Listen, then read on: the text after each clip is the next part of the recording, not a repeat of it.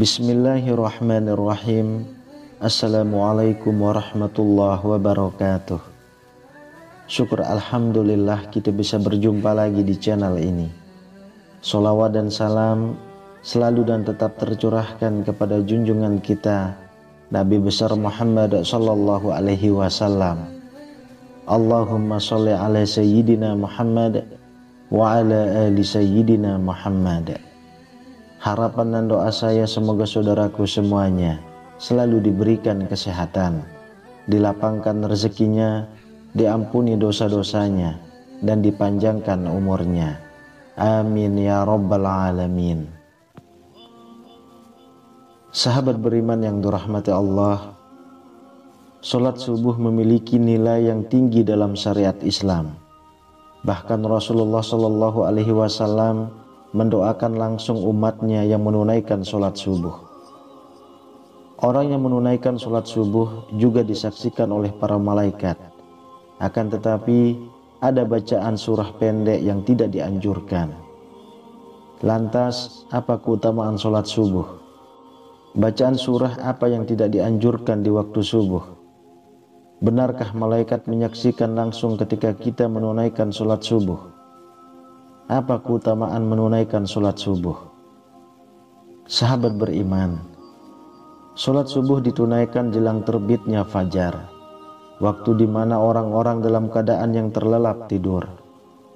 Betapa banyak kaum muslim yang lalai dalam mengerjakan sholat subuh. Mereka lebih memilih melanjutkan tidurnya ketimbang bangun untuk melaksanakan sholat. Karena itulah Rasulullah Shallallahu Alaihi Wasallam menghususkan sholat subuh mulia dengan keistimewaan tunggal.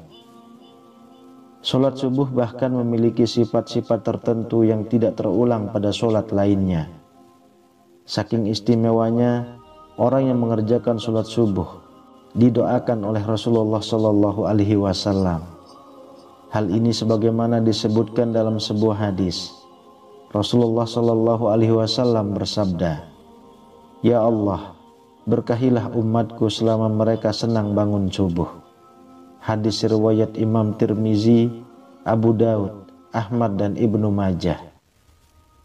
Apabila Rasulullah Shallallahu Alaihi Wasallam yang berdoa, bahkan tidak ada perantara di antara Rasulullah dengan Allah Subhanahu wa Ta'ala. Secara jasadiah, Rasulullah Shallallahu Alaihi Wasallam yang paling dekat dengan Allah Subhanahu wa Ta'ala. Dalam hadis lain dijelaskan bahwa orang yang melaksanakan sholat subuh berada dalam jaminan Allah Subhanahu wa Ta'ala. Rasulullah Shallallahu Alaihi Wasallam bersabda, "Siapa yang menunaikan sholat subuh, maka ia berada dalam jaminan Allah. Bahkan jangan kau mencari jaminan Allah dengan sesuatu selain dari sholat, yang pada saat kau mendapatkannya, justru kamu tergelincir ke dalam api neraka." Hadis riwayat Imam Muslim. Apabila Allah Subhanahu wa Ta'ala yang memberikan jaminan, mungkin akal manusia sulit untuk menjangkau dan menebaknya. Di antara janji Allah bagi hambanya yang taat menunaikan ibadah sholat subuh adalah kelak di surga nanti akan melihat Allah Subhanahu wa Ta'ala. Hal ini sebagaimana sabda Rasulullah Sallallahu Alaihi Wasallam, "Kami sedang duduk bersama Rasulullah Shallallahu Alaihi Wasallam. Ketika melihat bulan purnama, beliau berkata, 'Sungguh kalian akan melihat Rabb kalian, sebagaimana kalian melihat bulan yang tidak terhalang dalam melihatnya. Apabila kalian mampu, janganlah kalian menyerah dalam melakukan sholat sebelum terbit matahari dan sholat sebelum terbenamnya matahari. Maka lakukanlah.' Hadis riwayat Bukhari dan Muslim. Di dalam Al-Quran juga telah dijelaskan bahwa sholat subuh merupakan waktu yang paling baik untuk mendapatkan rahmat dan ridho dari Allah. Allah Subhanahu wa Ta'ala berfirman, "Dan bersabarlah kamu bersama-sama dengan orang-orang yang menyeru Tuhannya di pagi dan senja hari dengan mengharap keridhaan ridhonya. Dan janganlah kedua matamu berpaling dari mereka karena mengharapkan perhiasan kehidupan dunia. Dan janganlah kamu mengikuti orang yang hatinya telah kami lalaikan dari mengingat kami serta menuruti hawa nafsunya, dan adalah keadaan itu melewati batas. Quran Surah Al-Kahfi ayat 28. Lantas, surah apa sajakah yang tidak dianjurkan dibaca ketika sholat subuh? Sahabat beriman, begitu utama dan keistimewaannya sholat subuh, sampai ada bacaan surah tertentu yang tidak dianjurkan. Dalam Quran Surah Al-Isra ayat 78 dijelaskan bahwa malaikat menyaksikan langsung orang yang menunaikan ibadah sholat subuh. Dari tafsir ayat tersebut, para ulama menyimpulkan bahwa pada sholat subuh setelah bacaan Al-Fatihah, disunnahkan membaca Al-Quran yang panjang, baik surah ataupun ayat, di mana tradisi nabi-nabi terdahulu yang kemudian dilanjutkan oleh Rasulullah Shallallahu Alaihi Wasallam, para sahabat, tabi'in dan salafus soleh membaca ayat-ayat ataupun surah yang panjang ketika menjadi imam sholat subuh. Maka dari itulah, seorang imam sholat subuh setelah membaca surah Al-Fatihah, janganlah membaca surah pendek, apalagi super pendek, seperti Al-Ikhlas, Al-Falaq, dan An-Nas. Ini bukan masalah sah dan tidak sahnya dalam bacaan dalam sholat, melainkan masalah untung dan rugi.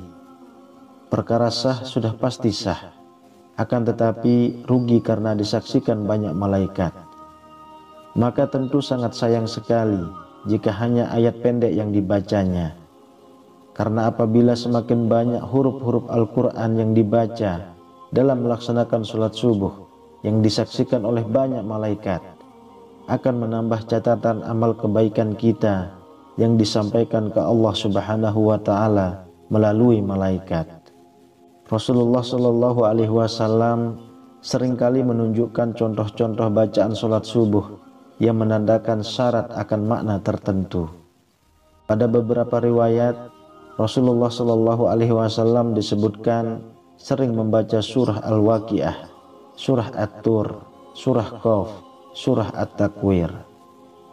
Rasulullah Shallallahu Alaihi Wasallam juga biasa membaca surah Ar-Rum, surah Yasin, dan surah As-Saffat. Dari Jabir bin Samurah, ia berkata, Rasulullah Shallallahu Alaihi Wasallam melakukan sholat-sholat wajib seperti sholat yang kalian lakukan sekarang ini. Akan tetapi terkadang beliau meringankannya. Sholat beliau lebih ringan daripada sholat kalian. Dan terkadang dalam sholat fajar atau subuh, beliau membaca surah Al-Waqiah dan surah-surah yang semisalnya. Hadis riwayat Imam Ahmad.